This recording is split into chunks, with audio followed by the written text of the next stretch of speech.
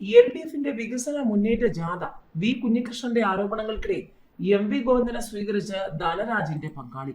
പെരിയ കൊലക്കേസിലെ പ്രതി രഞ്ജിത്തിന് വീണ്ടും പരോൾ. 2 മാസത്തിനിടെ രണ്ടാമത്തെ പരോൾ. ധനവകുപ്പ് ദാരിദ്ര്യം കാണിക്കുന്നു, വണ്ടികളൊന്നും എത്തുന്നില്ലെന്ന ഗണേഷ് കുമാർ.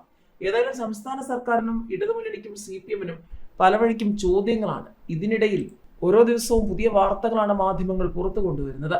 തൊണ്ടി മുതൽ തിരുമല കേസിൽ ആന്റണി രാജുവിന്റെ ശിക്ഷ താൽക്കാലികമായി മരവിപ്പിച്ചിട്ടുമുണ്ട്. ധൻരാജ് ഫണ്ടുമായി ബന്ധപ്പെട്ട വി കുഞ്ഞികൃഷ്ണൻ ഉന്നയിച്ച ആരോപണങ്ങൾക്കിടെ LDFിന്റെ വികസന മുന്നേറ്റ യാത്രയ്ക്ക് സ്വീകരണം നൽകി കൊല്ലപ്പെട്ട ധൻരാജിന്റെ ജീവിത പങ്കാളി സജനി. വടക്കൻ മേഖലാ ജാഥ പയ്യന്നൂരിൽ എത്തിയപ്പോഴായിരുന്നു ധൻരാജിന്റെ പങ്കാളി സജനിയും CPM സംസ്ഥാന സെക്രട്ടറി MV ഗോവിന്ദനെ അടക്കം സ്വീകരിച്ചത്. ഇതിന്റെ ചിത്രങ്ങൾ MV ഗോവിന്ദൻ ഫേസ്ബുക്കിൽ പങ്കുവെക്കുകയും ചെയ്തു.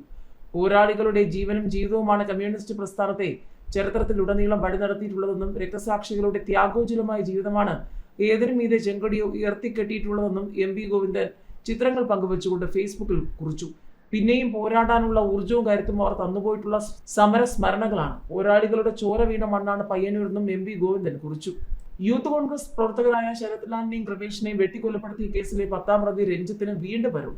2 മാസം മുൻപും പ്രതിക്ക് പരോൾ ലഭിച്ചു. ഇത് കടുത്ത വിമർശനത്തിന് വഴിവെച്ചിരുന്നു.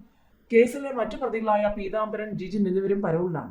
CPM ബന്ധമുള്ള ക്രിമിനലുകൾക്ക് തോന്നുംപടി പരോൾ അനുവദിക്കുകയാണെന്ന് പ്രതിപക്ഷ നേതാവ് VD സതീശൻ നിയമസഭയിൽ ആരോപിച്ചിരുന്നു. അനധികൃത പരോളിൽ ചർച്ച ആവശ്യപ്പെട്ട് പ്രതിപക്ഷം നൽകിയ അടിയന്തര പ്രമേയ നോട്ടീസ് സ്പീക്കർ തള്ളിയതിനെ തുടർന്ന് പ്രതിപക്ഷം സഭ ബഹിഷ്കരിച്ചിരുന്നു. ഈ പശ്ചാത്തലത്തിലാണ് 10ാം പ്രതിക്ക് പരോൾ അനുവദിച്ച വിവരം പുറത്തുവരുന്നത്. KSRTCയുടെ വികസന പ്രവർത്തനങ്ങൾക്കായി പണം അനുവദിക്കുന്ന കാര്യത്തിൽ ധനവകുപ്പ് കടുത്ത നിയന്ത്രണങ്ങൾ ഏർപ്പെടുത്തുന്നതിനെതിരെ ഗതാഗത മന്ത്രി KB ഗണേഷ് കുമാർ. ധനകാര്യ വകുപ്പ് പൈസയുടെ കാര്യത്തിൽ അല്പം ദാരിദ്ര്യം കാണിക്കുന്നതായാണ് മന്ത്രി പറഞ്ഞത്. നെടുമങ്ങാട് KSRTC ഡിപ്പോയിലെ വിവിധ പദ്ധതികളുടെ ഉദ്ഘാടനം നിർവഹിച്ച് സംസാരിക്കുകയായിരുന്നു ഗണേഷ് കുമാർ.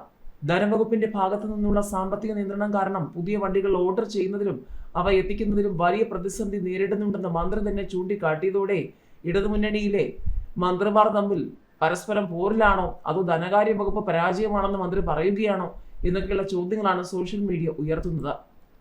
ഇതിനിടയിൽ തൊണ്ടി മുതൽ തിരുമല കേസിൽ ആന്റണി രാജുവിന്റെ ശിക്ഷാവിധി കോടതി താൽക്കാലികമായി മരവിപ്പിച്ചു. ആന്റണി രാജു നൽകിയ അപ്പീൽ പരിഗണിച്ചാണ് തിരുവനന്തപുരം പ്രിൻസിപ്പൽ സെഷൻസ് കോടതി ശിക്ഷാവിധി മരവിപ്പിച്ചത്. നെടുമങ്ങാട് ജുഡീഷ്യൽ ഫസ്റ്റ് ക്ലാസ് കോടതി വിധിച്ച 3 വർഷത്തെ തടവ് ശിക്ഷ റദ്ദാക്കണമെന്ന് ആവശ്യപ്പെട്ടാണ് ആന്റണി രാജു കോടതിയെ സമീപിച്ചത്. അതേസമയം ശിക്ഷാവിധി മരവിപ്പിച്ചെങ്കിലും അയോഗ്യനാക്കപ്പെട്ട MLA സ്ഥാനം തിരികെ ലഭിക്കില്ല. ഒപ്പം പ്രതി കുറ്റക്കാരനെന്ന വിധിയും നിലനിൽക്കും. മുൻ മന്ത്രി കൂടിയായ ആന്റണി രാജുവിന് 3 വർഷം തടവും 10,000 രൂപ പിഴയുമാണ് വിധിച്ചത്. 2 വർഷത്തിന് മുകളിൽ വിചാരണ കോടതി ശിക്ഷ വിധിച്ചതിനാലാണ് ആന്റണി രാജുവിന് MLA പദവി നഷ്ടമായത്. കേസ് ഫെബ്രുവരി 6-ന് വീണ്ടും പരിഗണിക്കും.